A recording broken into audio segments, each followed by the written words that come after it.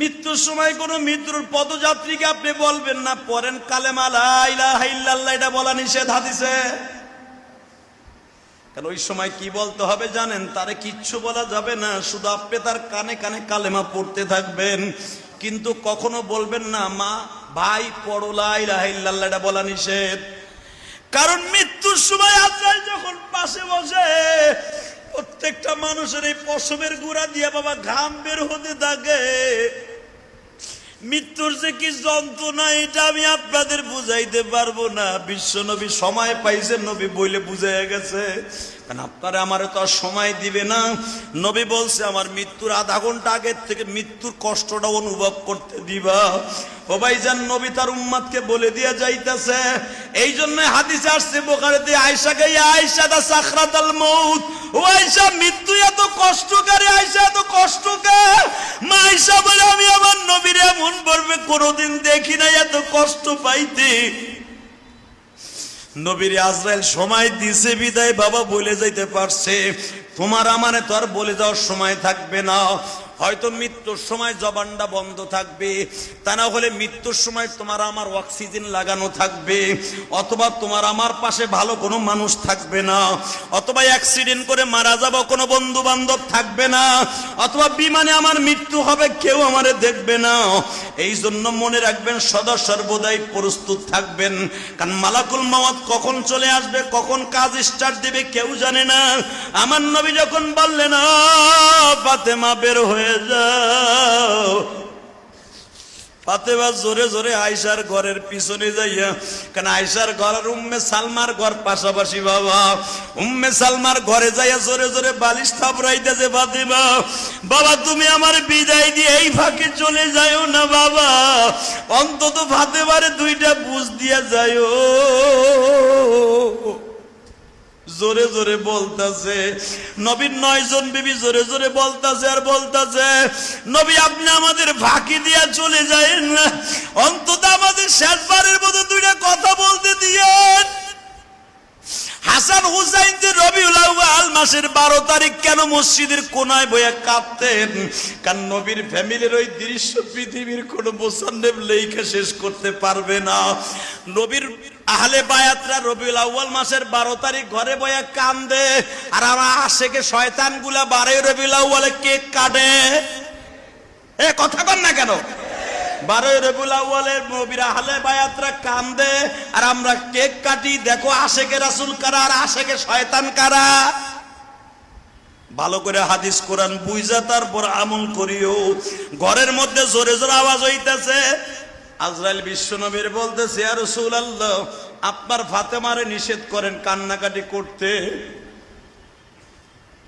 নবী আমার বললেন তাহলে আমার এখান থেকে সরো, ফাতেমার একটু ডাক দাও। ওমা মা, হাদিস বুঝছেন বুখারীর হাদিস।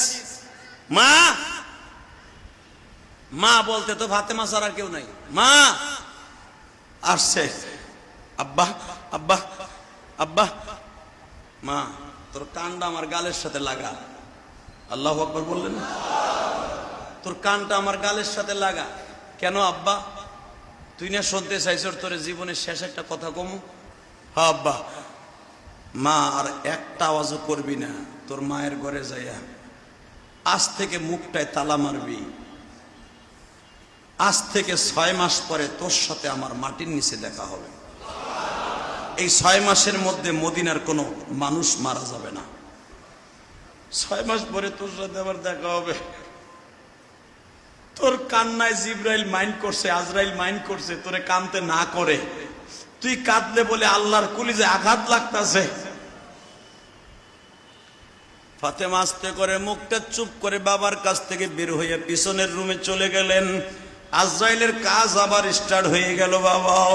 আজরাইল যখন বিশ্বনবীর বারবার বলতেছে নবীজি আজকে রবিউল আউয়াল মাসের 12 তারিখ আপনার মনে আসেনি? আজকে কিন্তু সোমবার গো নবী, আপনার মনে আসেনি? আমার নবী বারবার বলে জিবরাইল রে, আজরাইল রে, আমার সবই মনে আছে। রবিউল আউয়ালে জন্ম নিয়েছি। জিবরাইল আমারে আজ থেকে আরো কয়েক বছর আগে বলছে আমার মৃত্যু তারিখও হবে সোমবারে। ও ও জিবরাইল, তোমার কথাই কি সত্য হয়ে গেল? কিন্তু জন্মের সময়টা হলো সবে সাদেক, মৃত্যু হইল আমার এমন একটা টাইমে যেই টাইমে নামাজ নাই। আজরাইল রে, একটা কথা আমার কাছে বলবানি, আমি নবী চলিয়া যাব, মনে কোনো দুঃখ নাই, শুধু একটা দুঃখ লইয়া ঘুমাইতে যাইতেছি। নবী, আপনার মনে কোনো দুঃখ আল্লাহ রাইখা বিদায় নিতে দিবে না? বলেন দুঃখটা কি? যত কষ্ট আছে আমারে দিও, আমার গরিব উম্মতরে দিও না। হুজুর, আপনার উম্মতের সাথে আল্লাহর ওয়াদা হয়ে গেছে। আপনার উম্মত মায়ের স্তনের দুধ খাইয়া 6 মাসের বাচ্চা, দুধের স্তনের বোটা টানতে টানতে জিহ্বা দিয়ে যেমন কখন ঘুমায়া যায়, ওই বাচ্চাটা যেরকম ঠিক পায় না, আপনার উম্মত গুলা আশেকে রাসূল গুলি দুধ খাওয়া বাচ্চার মতো খাইতে খাইতে, কালেমা পড়তে পড়তে, নামাজ পড়তে পড়তে, আল্লাহর ইশকের আগুন দিয়ে কলিজা জ্বালাইতে জ্বালাইতে, আল্লাহকে ডাকতে ডাকতে, দুরূদ পড়তে পড়তে পড়তে পড়তে কখন জানটা বের হয়ে যাবে সে নিজেও ঠিক পাবে না। দুধ খাওয়া বাচ্চার মতো আপনার সন্তানগুলা, আপনার উম্মতগুলা মৃত্যু হয়ে যাবে। অবাজান, রবিউল আউয়াল মাসের প্রথম জুমায় শুধু মৃত্যুর আলোচনা কেন করলাম? ভালো করে বুঝেন, রবিউল আউয়াল মাসে আমরা 12 তারিখে কোনো আমল যদি করতে হয়, মিলাদ পইরা নয়, রোজা রাইখা নয়, শুধু দুরূদ দিয়া মসজিদের কোনায় বইয়া কানবো আর কানবো ইনশাআল্লাহ।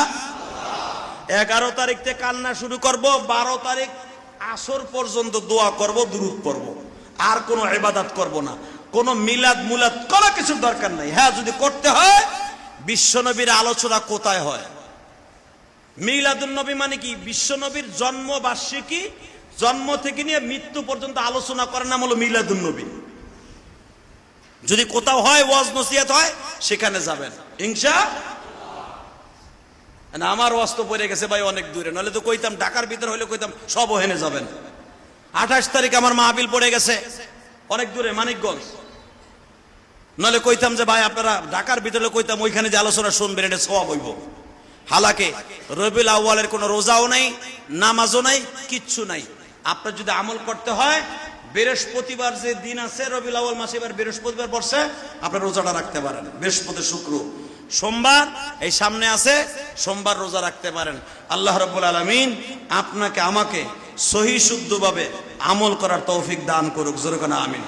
এবং যেই মানুষটা সারাটা জীবন আপনার আমার জন্য কাঁদছে, মৃত্যুর 1 সেকেন্ড আগ পর্যন্ত কাঁদছে, ওই মানুষটার প্রতি আমাদের দুরূদের ভালোবাসা, বিশ্বনবীর ভালোবাসা, নবীর সুন্নাত, মানে হাইয়া সুন্নাতি ফাকাদ হাব্বানি ওয়া মান হাব্বানি কানা মাই ফিল জান্নাহ, মানে হাব্বা সুন্নাহ, রাসূলের সুন্নাতকে জিন্দা করা, রাসূলকে ভালোবাসা, একই তরিকায় অন্তত মৃত্যুর আগ পর্যন্ত রাসূলের একটা সুন্নাত, রাসূলের ভালোবাসা নিয়ে কবরে যেতে পারি। সবাই বলেন আমিন।